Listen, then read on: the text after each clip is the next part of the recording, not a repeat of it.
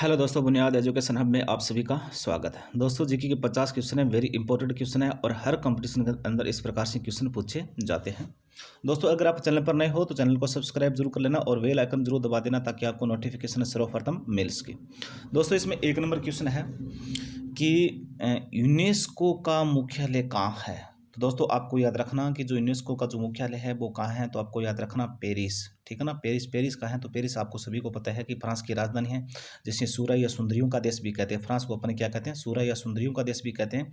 और पेरिस विश्व का सबसे सुंदर शहर है, ये विश्व की जन्नत भी कहते हैं। फिर देखिए दोस्तों, 2 नंबर क्वेश्चन है कि विश्व व्यापार संगठन की स्थापना कब हुई थी। दोस्तों, विश्व व्यापार संगठन की जो स्थापना है तो वो आपको याद रखना है 1995 में हुई थी। कब हुई थी? 1995 में विश्व व्यापार संगठन की क्या हुई थी, स्थापना हुई थी। 3 नंबर जो क्वेश्चन है दोस्तों, ये मिस प्रिंटिंग है, ये तो आपको याद रखना मिस प्रिंटिंग है, इसमें कुछ रह गया क्वेश्चन, ठीक है। फिर 4 नंबर क्वेश्चन है, 4 नंबर क्वेश्चन देखा है कि तानसेन किसके दरबार का संगीतज्ञ था। दोस्तों, तानसेन के बारे में आप सभी जानते हो कि तानसेन अकबर का, किसका था? अकबर का ये संगीतज्ञ था, ठीक है ना। और तानसेन का कहाँ का निवासी था, तो आपको याद रखना ग्वालियर, ठीक है ना। ग्वालियर में उनकी छतरी भी बनी हुई है तानसेन की।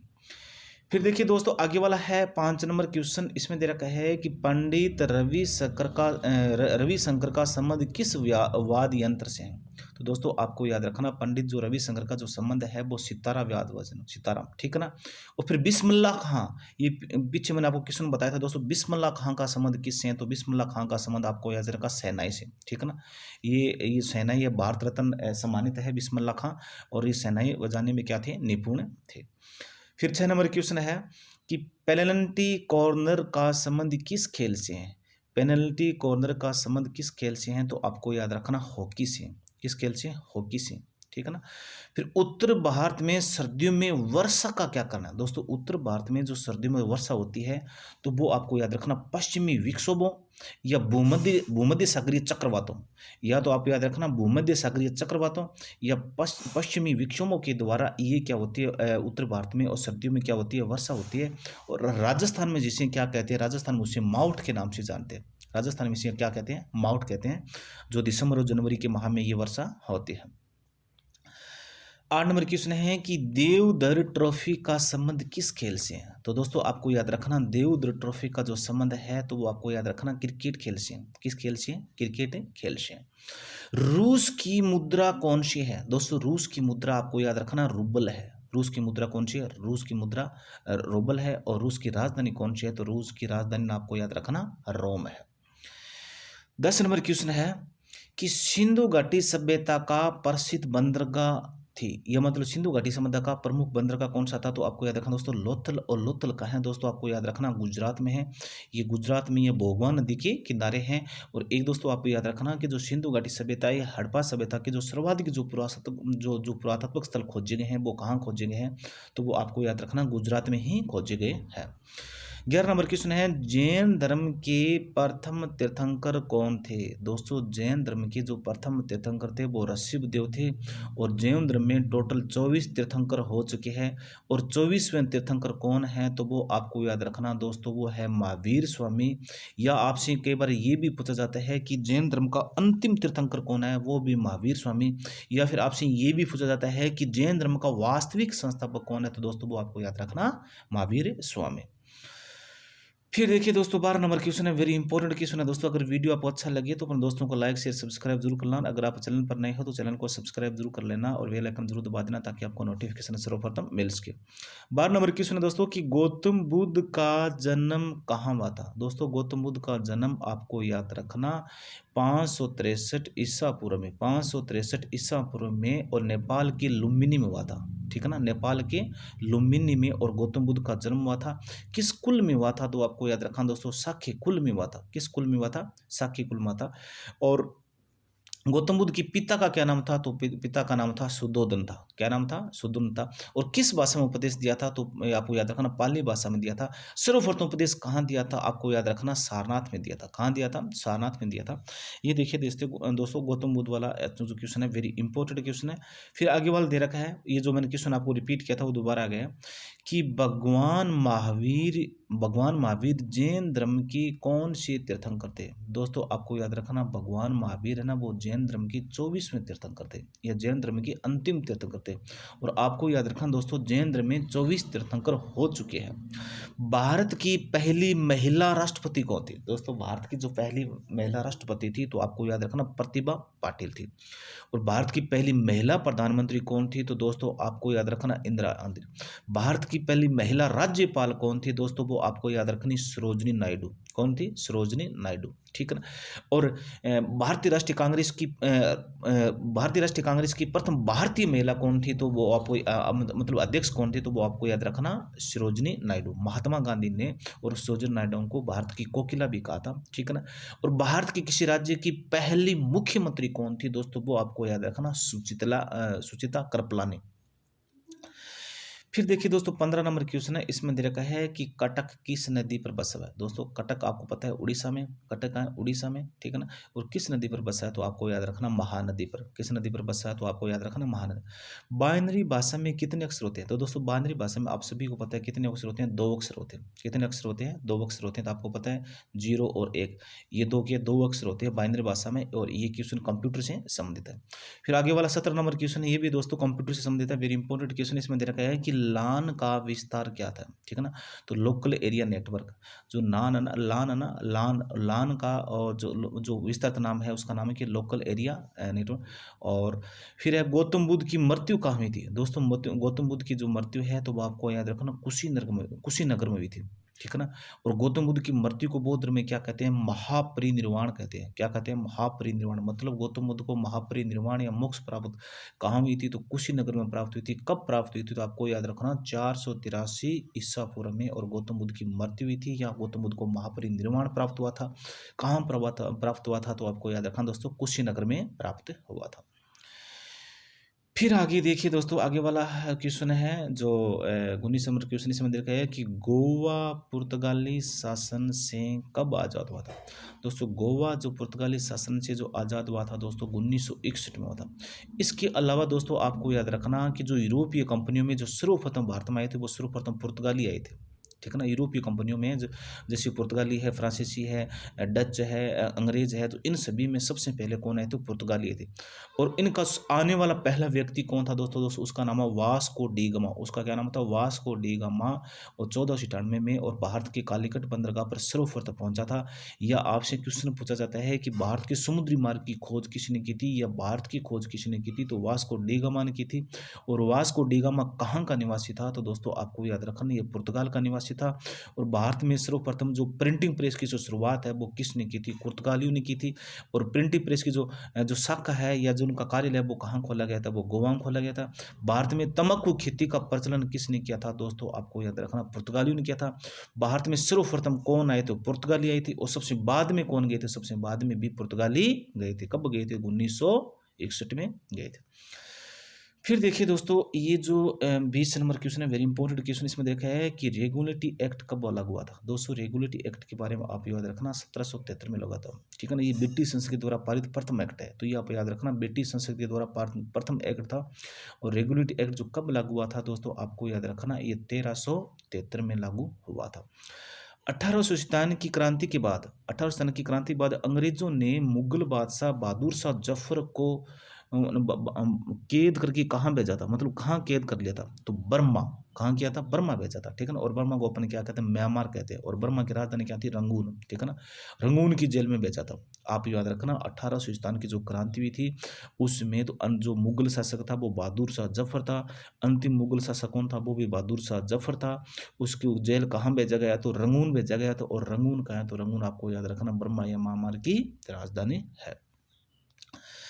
फिर देखिए दोस्तों 22 नंबर क्वेश्चन है कि भारत की पहली बोलती फिल्म कौन सी थी। दोस्तों भारत की पहली बोलती फिल्म थी आलम आरा। कौन सी थी? आलम आरा भारत की पहली बोलती फिल्म थी। क्षेत्रफल की दृष्टि से भारत का विश्व में कौन सा स्थान है? दोस्तों आपको याद रखना क्षेत्रफल की दृष्टि से भारत का विश्व में जो स्थान है वो 7वां स्थान है। कितना स्थान है? 7वां स्थान। और विश्व का सबसे बड़ा देश कौन था दोस्तों? आपको याद रखना विश्व का सबसे बड़ा देश है क्षेत्रफल की दृष्टि वो रूस है, ठीक है ना। और भारत का कौन सा स्थान है? तो आपको याद रखना 7वां है। फिर 64 नंबर क्वेश्चन है दोस्तों कि भारत की स्थलीय सीमा कितनी है? तो दोस्तों आपको याद रखना भारतीय जो स्थलीय सीमा की लंबाई है तो वो आपको याद रखना 15,200 किलोमीटर है। कितनी है? 15,200 किलोमीटर भारत की स्थलीय सीमा की लंबाई है। फिर भारत देख रहे हैं कि भारत का और पूर्व या पूर्वनामासी, ठीक है ना, पूर्व से पश्चिम तक विस्तार कितना है? दोस्तों भारत का पूर्व से जो पश्चिम तक जो विस्तार है तो वो आपको याद रखना वो है, तो आपको याद रखना वो 2933 है। कितना है? 2933, ठीक है ना। लेकिन उत्तर से और पश्चिम तक विस्तार कितना है? तो वो आपको याद रखना वो 3314 है, ठीक है ना। तो आपको याद रखना दोस्तों भारत का पूर्व से और पश्चिम तक जो विस्तार है वो 2933 किलोमीटर है और 3214 है, ठीक है ना। तो और आपको याद रखना उत्तर से दक्षिण तक जो इसकी लंबाई है वो कितनी है? तो वो आपको 3214 किलोमीटर है। फिर आगे वाला है दोस्तों जो 26 नंबर क्वेश्चन है इसमें दे रखा है 26 नंबर क्वेश्चन में दे रखा है कि तिरंगे झंडे को संविधान सभा ने कब भारतीय झंडे के रूप में अपनाया था? दोस्तों वो आपको याद रखना 22 जुलाई 1947 को। 22 जुलाई 1947 को तिरंगे झंडे को संविधान सभा ने और सर्वप्रथम झंडे के रूप में कब अपनाया था? तो आपको याद रखना 22 जुलाई 1947। फिर देखिए दोस्तों वेरी इंपॉर्टेंट क्वेश्चन है 27 नंबर क्वेश्चन, बहुत अच्छा क्वेश्चन। इसमें दे रखा है कि जन गण मन को संविधान सभा ने राष्ट्रगान कब घोषित किया था? मतलब संवैधानिक मान्यता कब मिली थी? दोस्तों आपको याद रखना 26 जनवरी 1950 को। 26 जनवरी 1950 को आपको याद रखना जनगण मन को संविधान सभा ने राष्ट्रगान घोषित किया था। इसके अलावा दोस्तों आपको याद रखना सर्वप्रथम जनगण मन कब कांग्रेस के किस अधिवेशन में गाया गया या कब गाया गया? तो आपको याद रखना 1911 में और कोलकाता के अधिवेशन में। और जनगण मन के रचयिता कौन है दोस्तों? आपको याद रखना रविंद्रनाथ टैगोर है। ये कितने सेकेंड बोला जाता है? तो ये 52 सेकेंड बोला जाता है। और रविंद्रनाथ टैगोर दोस्तों पहला भारतीय व्यक्ति है जिसे सर्वप्रथम साहित्य में नोबेल पुरस्कार मिला था या इसे सर्वप्रथम नोबेल पुरस्कार मिला था। फिर देखिए दोस्तों 28 नंबर क्वेश्चन है खुद्दा वक्स पुस्तकालय कहाँ है? दोस्तों खुद्दा वक्स पुस्तकालय है तो वो आपको याद रखना पटना में। कहाँ है? पटना में। बैंकों का राष्ट्रीयकरण कब किया गया? दोस्तों बैंकों का जो राष्ट्रीयकरण है तो वो आपको याद रखना 1969 में किया गया। कब किया था? 1969 में किया, ठीक है ना। और भारत का जो सबसे प्राचीन बैंक है ना दोस्तों, अगर आप वर्तमान अगर बात करें तो पंजाब नेशनल बैंक भारत का सबसे प्राचीन बैंक है। फिर देखिए दोस्तों 30 नंबर क्वेश्चन इसमें दे रखा है कि किस संविधान संशोधन, 30 नंबर क्वेश्चन में दे रखा है कि किस संविधान संशोधन द्वारा और 6 से 14 वर्ष की आयु के बच्चों के लिए शिक्षा का मौलिक अधिकार बनाया गया? दोस्तों वो संविधान संशोधन है 86वें संविधान संशोधन। 86वें संविधान संशोधन द्वारा क्या है कि जो 6 से जो 14 वर्ष के जो बच्चे 6 से जो 14 वर्ष के बच्चे हैं, ठीक है ना, उन बच्चों के लिए जो शिक्षा ना शिक्षा को मौलिक अधिकार बनाया गया है। तो ये आपको याद रखना। श्वेत क्रांति का संबंध किससे है? दोस्तों श्वेत क्रांति आप नाम से प्रतीत हो रहेगा श्वेत क्रांति का संबंध है तो आपको दुग्ध क्रांति से, ठीक है ना, जिसे अपन कहते हैं ऑपरेशन फ्लड। एक कई बार ये भी नाम आता है कि ऑपरेशन फ्लड, ठीक है ना। ऑपरेशन फ्लड का संबंध किससे दोस्तों? आपको दुग्ध से या श्वेत क्रांति का संबंध किससे? तो आपको याद रखना दुग्ध से। और दुग्ध के उत्पादन में दोस्तों आपको याद रखना भारत का संपूर्ण विश्व में प्रथम स्थान है। फिर देखिए दोस्तों आगे वाला क्वेश्चन है 32 नंबर, बहुत अच्छा क्वेश्चन है कि भारत में आपातकाल की प्रथम घोषणा कब की गई? दोस्तों भारत में जो आपातकाल की जो प्रथम घोषणा है तो वो आपको याद रखना चीनी आक्रमण के समय, और तो वो कब की गई? तो आपको याद रखना 26 अक्टूबर 1962 को ये भारत में सिर्फ आपातकाल की घोषणा की गई थी। फिर देखिए दोस्तों भारत में भाषा के आधार पर बनने वाला पहला राज्य कौन था? दोस्तों आप सभी को पता है आंध्र प्रदेश था। भारत में भाषा के आधार पर बनने वाला पहला राज्य कौन था? आंध्र प्रदेश। अब देखिए दोस्तों आंध्र प्रदेश से अलग होकर एक राज्य और बना जिसे अपन कहते हैं तेलंगाना। कौन सा राज्य हो जाएगा? तेलंगाना राज्य हो जाएगा, ठीक है ना। और तेलंगाना राज्य पहले तो देखो 29वां राज्य था, लेकिन अब वर्तमान में कौन सा? ये 28वां राज्य हो गया। मतलब कौन सा 28वां राज्य? क्यों? क्योंकि जो जम्मू कश्मीर था वो राज्य था, अब वो क्या है? केंद्र शासित बन गया। अब भारत में 28 राज्य है, तो आपको याद रखना भारत में कितने राज्य? 28 है। और तेलंगाना की राजधानी दोस्तों आपको याद रखना हैदराबाद है, और आंध्र प्रदेश की जो राजधानी है वो है अमरावती। ये आपको याद रखना। और पहले आंध्र प्रदेश की राजधानी क्या थी? हैदराबाद थी। फिर देखिए दोस्तों आगे वाला क्वेश्चन है 32 नंबर क्वेश्चन। इसमें दे रखा है कि भारत पर हमला करने वाला प्रथम मुस्लिम आक्रमणकारी कौन था। दोस्तों भारत पर जो सर्वप्रथम आक्रमण करने वाला वो मुस्लिम मुस्लिम आक्रमणकारी था, वो मोहम्मद बिन कासिम था, ठीक है ना। और इसने 712 ईस्वी सन में क्या किया था, सिंध पर आक्रमण किया था, ठीक है ना। और उसमें सिंध का शासक कौन था दोस्तों, सिंध का शासक था ताहिर सेन। कौन था, सिंध का शासक कौन था, तो आपको याद रखना सिंध का शासक था ताहिर सेन। और इसके समय और मोहम्मद बिन कासिम ने भारत पर सर्वप्रथम आक्रमण किया था। और भारत में सर्वप्रथम जो जो दोस्तों जजिया कर लगाया था, भारत में सर्वप्रथम जो जजिया कर लगाया था वो किसने लगाया था, इसी मोहम्मद बिन कासिम ने लगाया था। ये आपको याद रखना।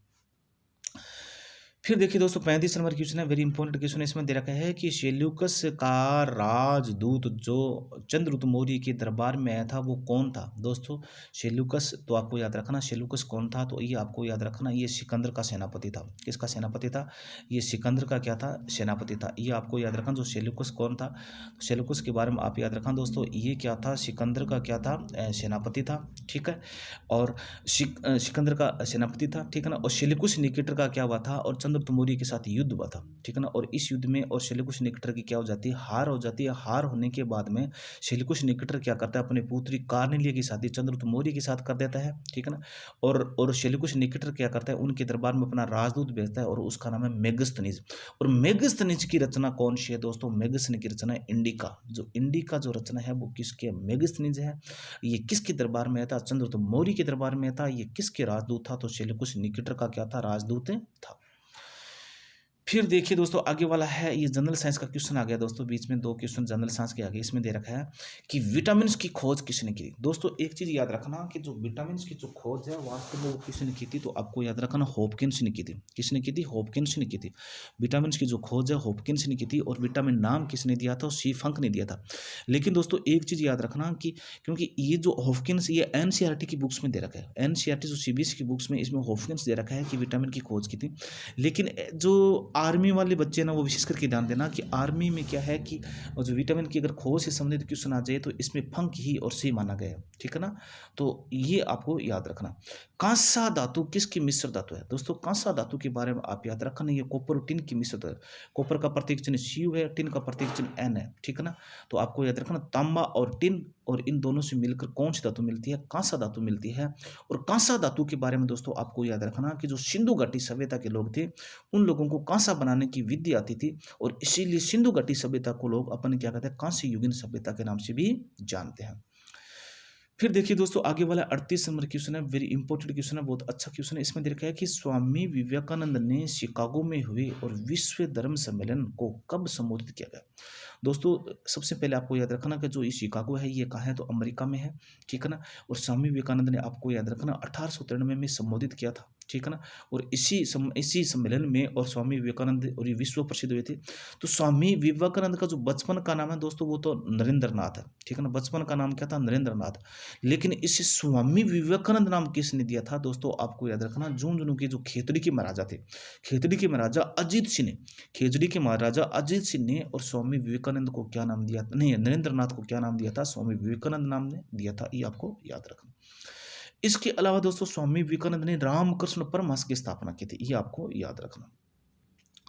जलियांवाला बाग हत्याकांड कब हुआ था दोस्तों, जलियांवाला जो बाग हत्याकांड है वो 13 अप्रैल 1919 हुआ था।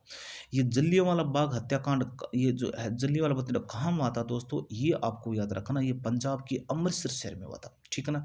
और वो अंग्रेज अधिकारी कौन था दोस्तों, आपको याद रखना, वो अंग्रेज अधिकारी था जनरल डायर। और जनरल डायर के नेतृत्व में या जनरल डायर ने इस हत्याकांड को मतलब करवाया था। या ये कब हुआ था, तो आपको याद रखना 13 अप्रैल 1919 को। और जलियांवाला बाग हत्याकांड है कहाँ, तो आपको याद रखना ये पंजाब के अमृतसर में है, ठीक है। और इसी के समान में और रविंद्रनाथ टैगोर ने अपने सर की उपाधि त्याग दी थी।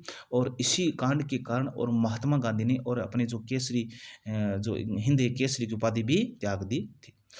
फिर देखिए दोस्तों 22 नंबर जो 40 नंबर क्वेश्चन इसमें दे रखा है कि पृथ्वी पर उत्तरी गोलार्ध में सबसे बड़ा दिन कब होता है दोस्तों, पृथ्वी पर उत्तरी गोलार्ध में जो सबसे बड़ा दिन होता है वो 21 जून होता है, ठीक है ना। और दक्षिणी गोलार्ध में जो सबसे बड़ा दिन है तो वो 22 दिसंबर होता है, ठीक ना। दक्षिणी गोलार्ध में जो सबसे बड़ा दिन होता है दोस्तों 22 दिसंबर होता है, और उत्तरी गोलार्ध में जो सबसे बड़ा दिन होता है वो 21 जून होता है। उत्तरी गोलार्ध में सबसे छोटा दिन कब होता है, तो आप सबसे छोटा दिन तो सबसे मतलब छोटी रात कौन सी 21 जून को हो जाएगी, ठीक है ना, ये आपको। और इसके अलावा दोस्तों आपको याद रखना 21 जून को ही विश्व योग दिवस मनाया जाता है। और क्यों मनाया जाता है योग दिवस, या इसी दिन क्यों मनाया गया था, तो आपको याद रखना कि उत्तरी गोलार्ध में जो सबसे बड़ा दिन है तो वो आपको याद रखना 21 जून है।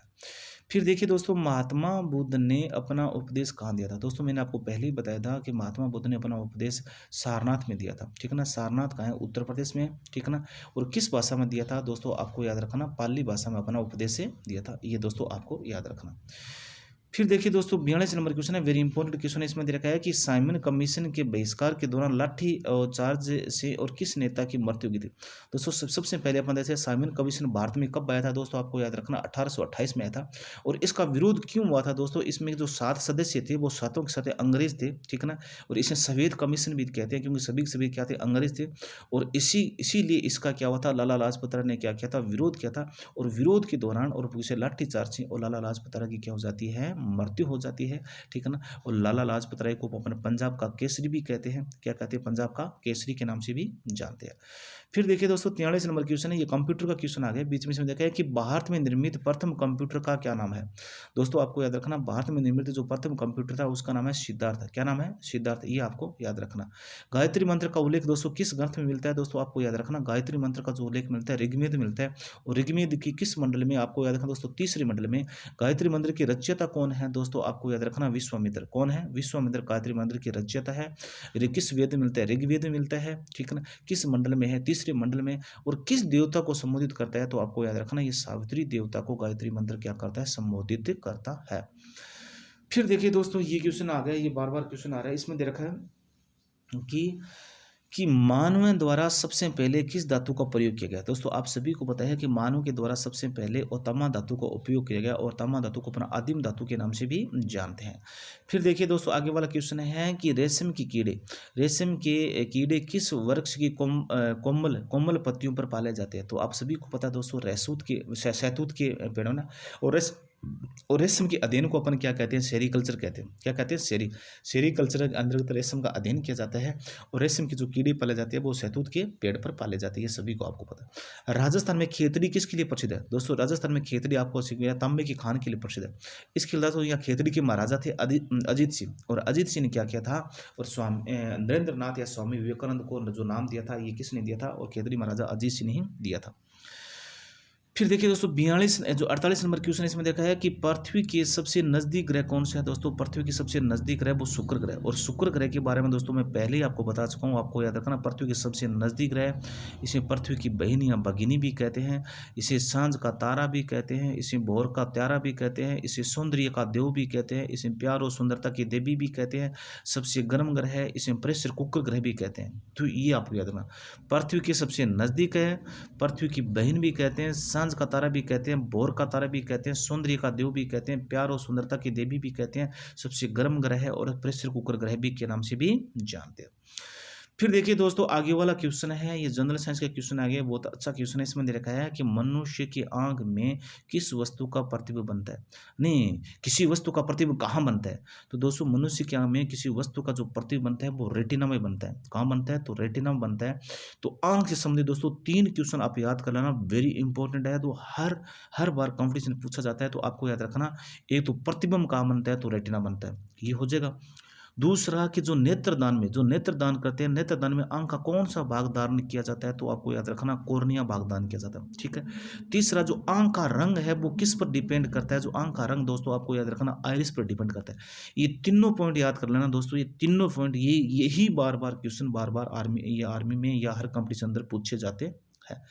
फिर देखिए दोस्तों 50 नंबर क्वेश्चन है, लास्ट क्वेश्चन है, वेरी इंपॉर्टेंट क्वेश्चन है कि सूर्य से पृथ्वी का जो उष्मा का जो संचरण होता है वो किस विधि द्वारा होता है, तो आपको याद रखना वो विकिरण विधि के द्वारा होता है।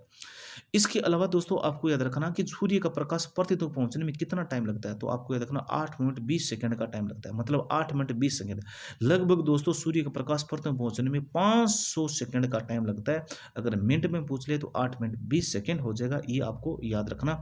और सूर्य का अधिकांश प्लाज्मा किससे बना होता है दोस्तों? हाइड्रोजन से बना होता है, और हाइड्रोजन को अपन भविष्य का ईंधन भी कहते हैं। ये देखिए दोस्तों, अपने 50 क्वेश्चन जीके के कंप्लीट हो गए, बहुत अच्छे थे, और अपने दोस्तों को आप ज़्यादा से ज़्यादा शेयर करो।